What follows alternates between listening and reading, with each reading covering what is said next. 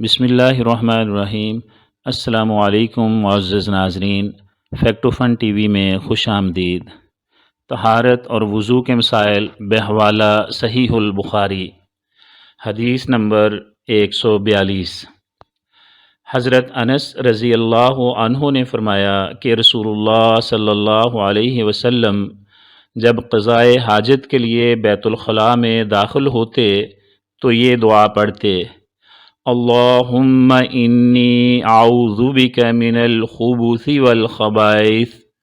اے اللہ، میں ناپاک جنوں اور ناپاک جننیوں سے تیری پناہ مانگتا ہوں۔ حدیث نمبر 144۔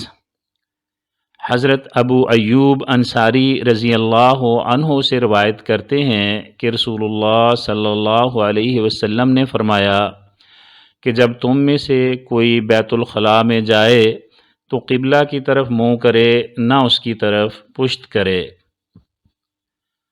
حدیث نمبر 153۔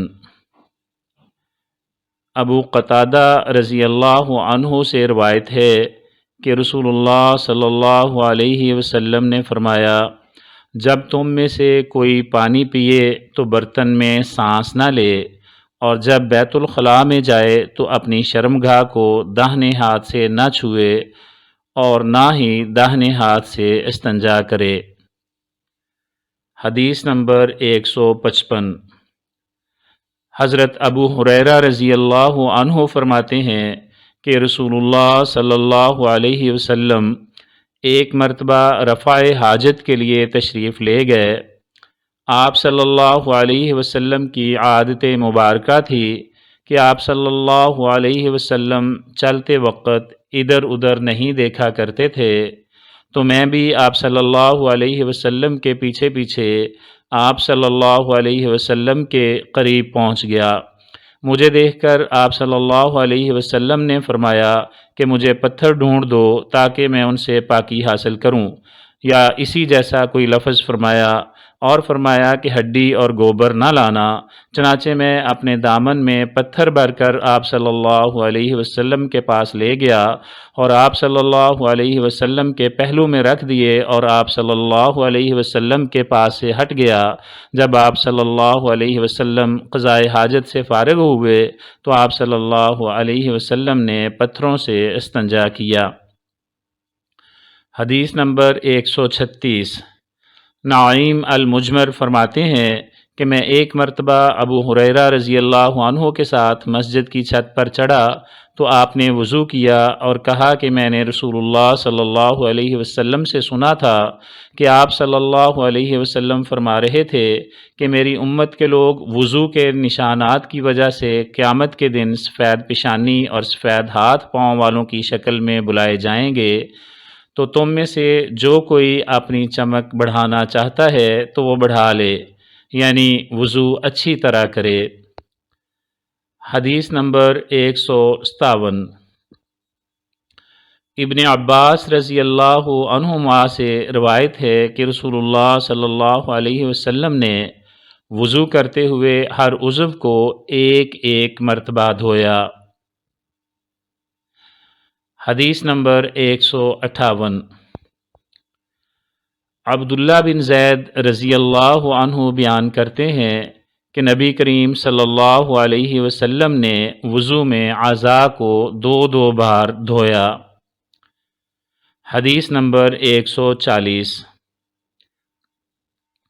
عطا بن یسار نے عبداللہ بن عباس رضی اللہ عنہما سے نقل کیا کہ ایک مرتبہ انہوں نے، یعنی ابن عباس رضی اللہ عنہما نے وضو کیا تو اپنا چہرہ دھویا، اس طرح کہ پہلے پانی کے ایک چلو سے کلی کی اور ناک میں پانی دیا، پھر پانی کا ایک اور چلو لیا، پھر اس کو اس طرح کیا، یعنی دوسرے ہاتھ کو پہلے ہاتھ سے ملایا، پھر اس سے اپنا چہرہ دھویا، پھر پانی کا دوسرا چلو لیا اور اس سے کوہنیوں تک اپنا داہنا ہاتھ دھویا، پھر پانی کا ایک اور چلو لے کر اس سے کوہنیوں تک اپنا بایاں ہاتھ دھویا، اس کے بعد اپنے سر کا مسح کیا، پھر پانی کا چلو لے کر داہنے پاؤں پر ڈالا اور اس سے دھویا، پھر دوسرے چلو سے اپنا پاؤں دھویا، یعنی بایاں پاؤں، اس کے بعد کہا کہ میں نے رسول اللہ صلی اللہ علیہ وسلم کو اسی طرح وضو کرتے ہوئے دیکھا ہے۔ حدیث نمبر 159۔ حضرت عثمان بن عفان رضی اللہ عنہ نے حمران سے پانی کا برتن مانگا اور اپنی ہتھیلیوں پر 3 مرتبہ پانی ڈالا، پھر انہیں دھویا۔ اس کے بعد اپنا داہنا ہاتھ برتن میں ڈالا اور پانی لے کر کلی کی اور ناک صاف کی، پھر 3 بار اپنا چہرہ دھویا اور کہنیوں تک 3 بار دونوں ہاتھ دھوئے، پھر اپنے سر کا مسح کیا، پھر پانی لے کر ٹخنوں تک 3 مرتبہ اپنے دونوں پاؤں دھوئے، پھر کہا کہ رسول اللہ صلی اللہ علیہ وسلم نے فرمایا ہے کہ جو شخص میری طرح ایسا وضو کرے پھر 2 رکعت پڑھے جس میں اپنے نفس سے کوئی بات نہ کرے تو اس کے گزشتہ گناہ معاف کر دیے جاتے ہیں۔ حدیث نمبر 162۔ ابو ہریرہ رضی اللہ عنہ فرماتے ہیں کہ رسول اللہ صلی اللہ علیہ وسلم نے فرمایا کہ جب تم میں سے کوئی وضو کرے تو اسے چاہیے کہ اپنی ناک میں پانی دے، پھر اسے صاف کرے، اور جو شخص پتھروں سے استنجا کرے اسے چاہیے کہ بے جوڑ عدد یعنی 1 یا 3 سے استنجا کرے، اور جب تم میں سے کوئی سو کر اٹھے تو وضو کے پانی میں ہاتھ ڈالنے سے پہلے اسے دھو لے، کیونکہ تم میں سے کوئی نہیں جانتا کہ رات کو اس کا ہاتھ کہاں رہا ہے۔ حدیث نمبر 165۔ محمد بن زیاد فرماتے ہیں کہ میں نے ابو ہریرہ رضی اللہ عنہ سے سنا، وہ ہمارے پاس سے گزرے اور لوگ لوٹے سے وضو کر رہے تھے۔ آپ نے کہا اچھی طرح وضو کرو، کیونکہ ابو القاسم صلی اللہ علیہ وسلم نے فرمایا خشک ایڑیوں کے لیے آگ کا عذاب ہے۔ ناظرین سبسکرائب کیجئے فیکٹ و فن ٹی وی کو اس طرح کی مزید انفارمیٹیو ویڈیوز دیکھنے کے لیے۔